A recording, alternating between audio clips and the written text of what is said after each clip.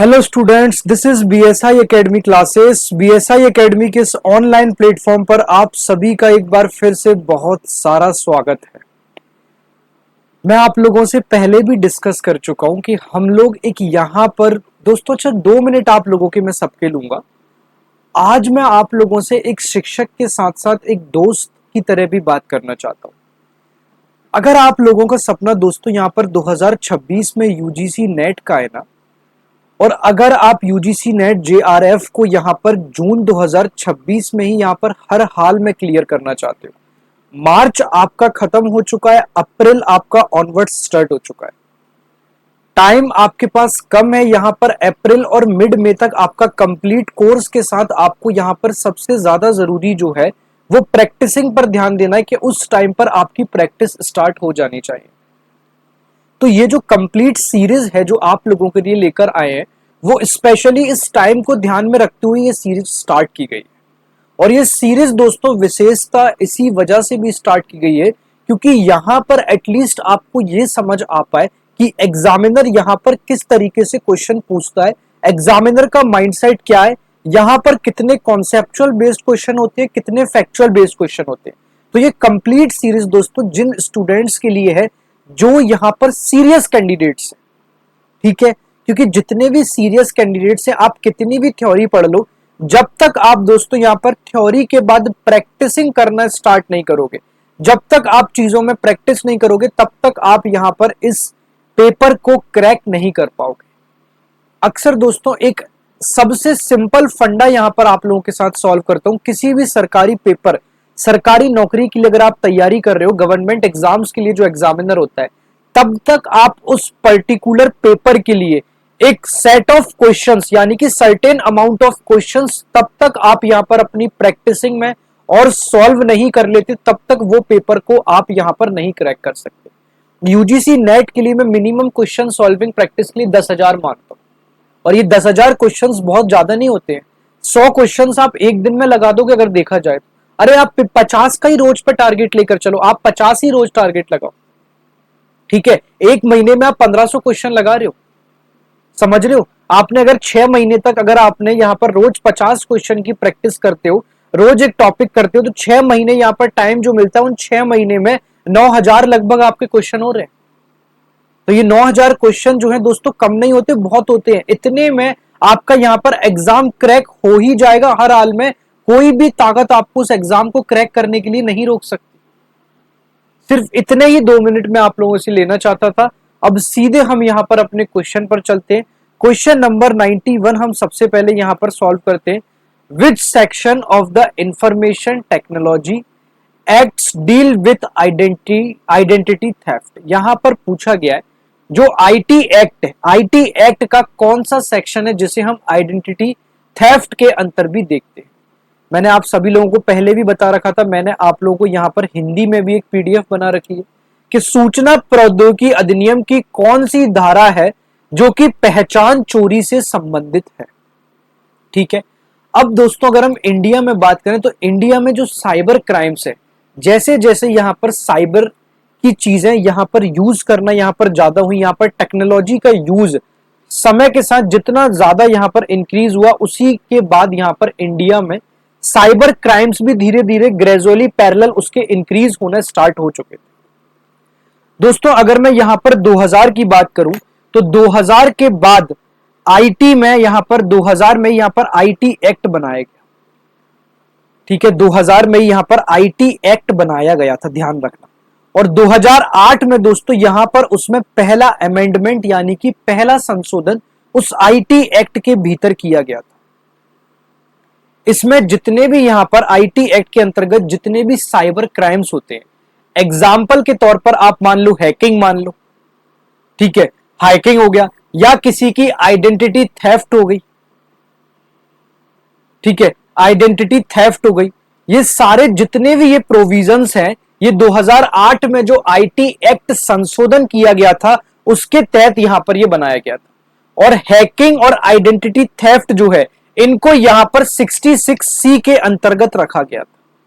Clear है।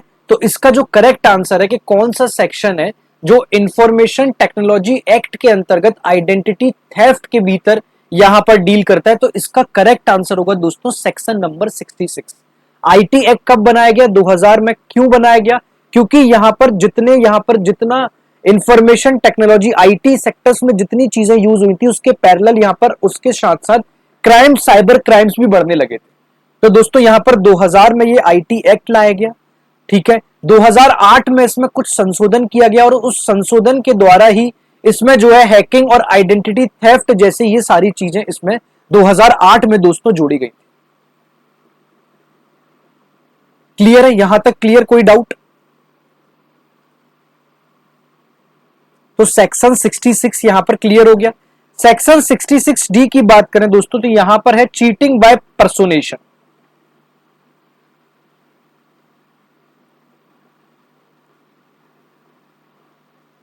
Cheating bye पर्सोनेशन, ठीक है, क्लियर है। तो इसका करेक्ट आंसर 66 सी और 66 डी हमने दोनों ने देख लिए। 69 इरेलीवेंट है, 67 आप लोगों के लिए इतना इंपॉर्टेंट नहीं है जो कि आपसे नहीं पूछा जाएगा। नेक्स्ट क्वेश्चन पे चलते हैं। Which of the following is a disadvantage specific to pre coordinate systems compare to post coordinate systems? ठीक है दोस्तों, जो प्री कोऑर्डिनेट सिस्टम है चाहे वो पोस्ट कोऑर्डिनेट सिस्टम है, ये दोनों का यूज यहां पर लाइब्रेरी क्लासिफिकेशन के अंतर्गत किया जाता है। और इन दोनों सिस्टम्स में यहां से आपसे एडवांटेज नहीं, यहां से आपसे डिसएडवांटेज दोस्तों पूछे गए।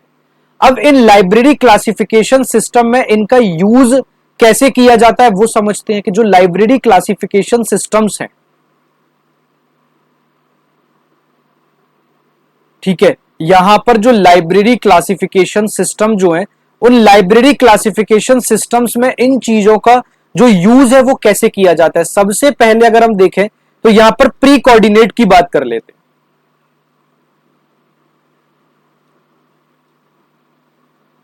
यहां पर हम जो है प्री कोऑर्डिनेट सिस्टम की बात कर लेते हैं।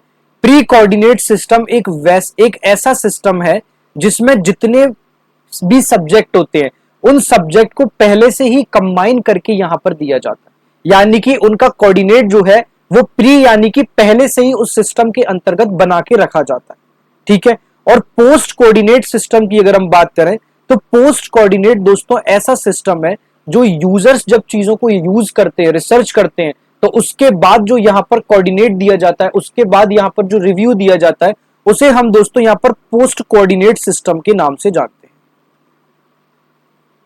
उसे हम यहां पर पोस्ट कोऑर्डिनेट सिस्टम के नाम से जानते हैं। तो ये प्री कोऑर्डिनेट सिस्टम और पोस्ट कोऑर्डिनेट सिस्टम दोनों ही हमने यहां पर समझ लिया, ठीक है।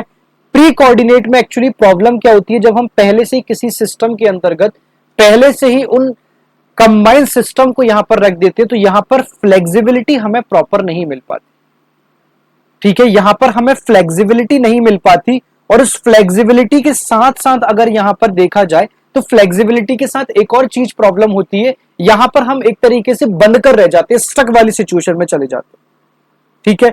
और नेक्स्ट अगर पोस्ट कोऑर्डिनेट सिस्टम की बात करें तो यहां पर अगर देखते हैं तो यहां पर भी नए कॉन्सेप्ट्स डिफाइन करना थोड़ा सा मुश्किल हो जाता है। तो इसका कौन सा यहां पर जो डिसएडवांटेज है वो प्री कोऑर्डिनेट सिस्टम और पोस्ट कोऑर्डिनेट सिस्टम दोनों के लिए, तो लिमिटेड फ्लेक्सिबिलिटी इन कंबाइनिंग न्यू सब्जेक्ट्स, जो ऑप्शन नंबर 2 है दोस्तों वो इसका करेक्ट आंसर है। क्लियर है? नेक्स्ट क्वेश्चन पे चलें, क्वेश्चन नंबर 93 डिस्कस कर लेते हैं।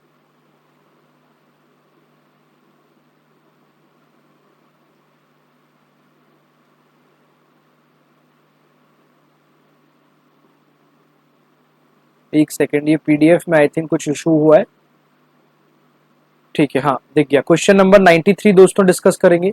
फिर से देखो यहां पर इंफॉर्मेशन टेक्नोलॉजी एक्ट से रिलेटेड क्वेश्चन आप लोगों के लिए पूछ लिया गया, ठीक है। Which section of the information technology act provides conditional safe harbour immunity to intermediaries? ठीक है, यहां से दोस्तों आपसे पूछा जा रहा है, हिंदी में भी एक देख लेते हैं कि निम्नलिखित में से कौन सी पूर्व समन्वय प्रणालियों की तुलना में विशिष्ट कमी देखने को आपको यहां पर मिलती है, बताओ क्या होगा इसका करेक्ट आंसर। नहीं, ये तो अपना वही हो गया, 92 हो गया। हमें ये देखना था कि सूचना प्रौद्योगिकी अधिनियम की कौन सी धारा मध्यस्थों को सशर्त सुरक्षित आश्रय प्रतिरक्षा प्रदान करने के लिए काम करती है, बताओ। यहां पर आपसे बोला जा रहा है सेफ हार्बर कम्युनिटी के बारे में। देखो यहां पर पूछा जा रहा है कि सेफ हार्बर इम्यूनिटी के बारे में, किसके बारे में? Safe harbour immunity.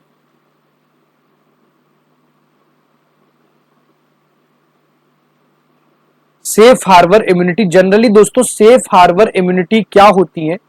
ये वो इम्यूनिटी है जो इंटरनेट कंपनीज जैसे कि गूगल, फेसबुक को प्रोटेक्शन देने के लिए लॉ बनाती है। ठीक है, जैसे कि गूगल हो गया, ठीक है, इसके बाद दोस्तों यहां पर फेसबुक हो गया। ये वो इम्यूनिटी है, सेफ हार्बर इम्यूनिटी वो इम्यूनिटी है जो गूगल, फेसबुक इनके लिए यहां पर लॉ बनाने के लिए काम करती है। इंटरमीडियरी लाइबल नहीं होता जब तक कि वो एक्टिवली इलीगल काम में इन्वॉल्व ना हो। ठीक है, और इसके बारे में दोस्तों यहां पर सेक्शन 79 में बात की गई। चलो क्वेश्चन नंबर 80 डिस्कस करते हैं। CECILL free software licences agreement was initiated by. एक बार हिंदी में भी इस क्वेश्चन को देख लेते हैं कि CECILL फ्री सॉफ्टवेयर लाइसेंस समझौते की शुरुआत जो है वो यहां पर किसके द्वारा की गई थी? ठीक है, यहां पर दोस्तों अगर हम बात करें तो फ्रांस जो था, ठीक है, कौन यहां पर? फ्रांस ने अपना ओपन सोर्स लाइसेंस बनाया था। फ्रांस ने अपना ओपन सोर्स लाइसेंस यहां पर बनाया था। फ्रांस ने ओपन सोर्स लाइसेंस जो है वो की बनाया था, और यह जो है जीपीएल के अल्टरनेटिव के लिए बनाया गया था। यह जीपीएल के ऑल्टरनेटिव के लिए बनाया गया था। ठीक है, CECILL की अगर हम फुल फॉर्म की बात करें तो इसकी फुल फॉर्म अभी हम आगे देखते हैं। बाकी ये जो है ये फ्रेंच का फ्री सॉफ्टवेयर लाइसेंस। ठीक है, ये कहां का सॉफ्टवेयर लाइसेंस है? तो ये फ्रेंच का फ्री सॉफ्टवेयर लाइसेंस है।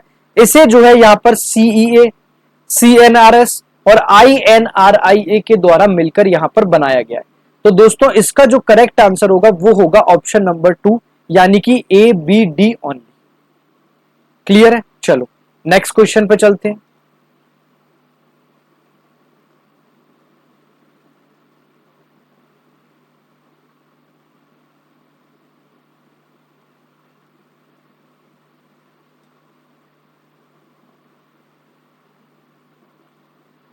क्वेश्चन नंबर 95 सॉल्व करते हैं। Arrange Ranganathan 5 fundamental cannons of classification in logical sequence of application.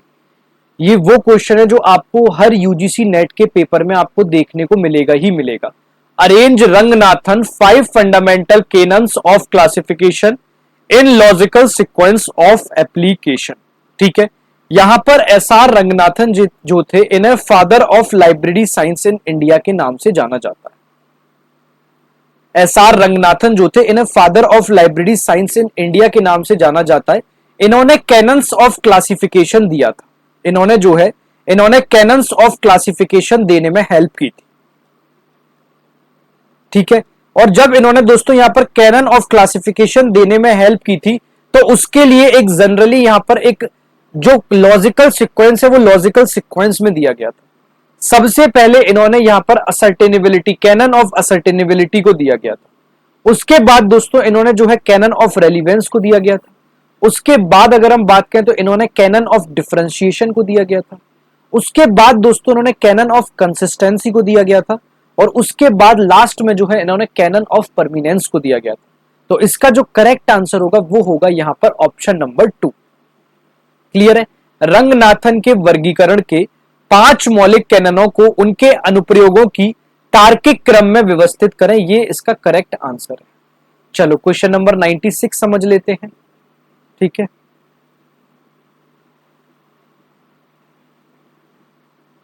In a client server digital library architecture what is the key function of the server. 96 question है, एक बार इसको हिंदी में भी देखेंगे।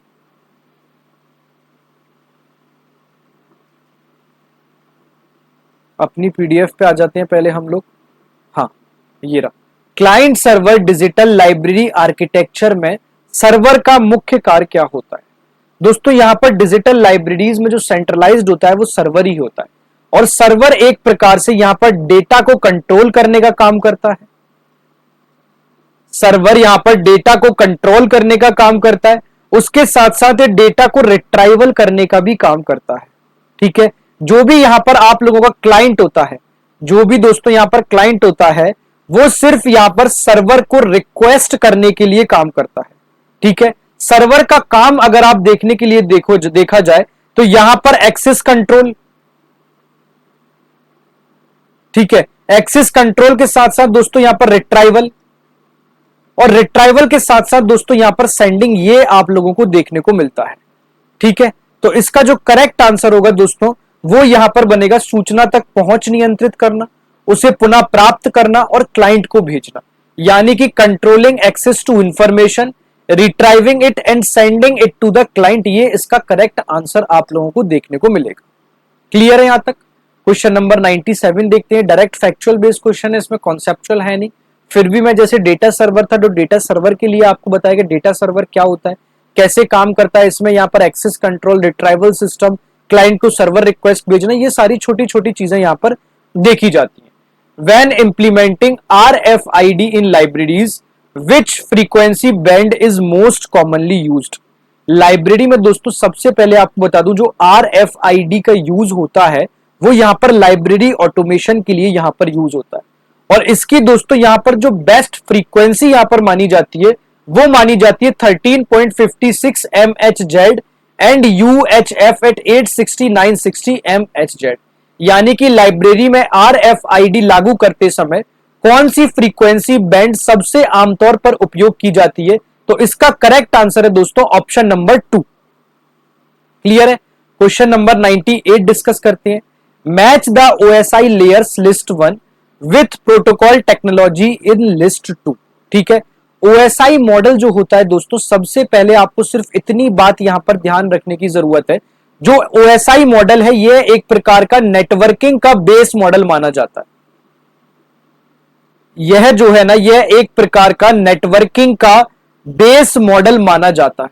यहां पर फिजिकल लेयर की बात करें तो फिजिकल लेयर यहां पर फाइबर ऑप्टिक्स के तहत यूज की जाती है, नेटवर्क लेयर यहां पर ICMP के तहत यूज की जाती है, सेशन लेयर जो है यहां पर PPTP के यूज की जाती है, और एप्लीकेशन लेयर जो है यहां पर DNS के तहत यहां पर यूज की जाती है। तो इसका करेक्ट आंसर होगा ऑप्शन नंबर 2।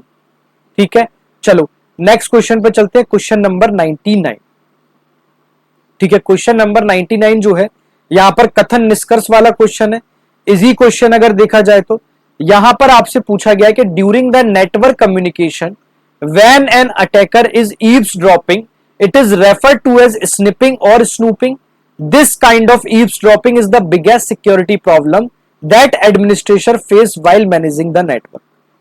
ठीक है, यानी कि साइबर सिक्योरिटी थ्रेट में स्निफिंग सबसे ज्यादा कॉमन प्रॉब्लम है और बिगेस्ट सिक्योरिटी प्रॉब्लम है जो एडमिनिस्ट्रेटर को सबसे ज्यादा देखने को मिलती है। eavesdropping can be avoided by using stop encryption services that are based on encryption।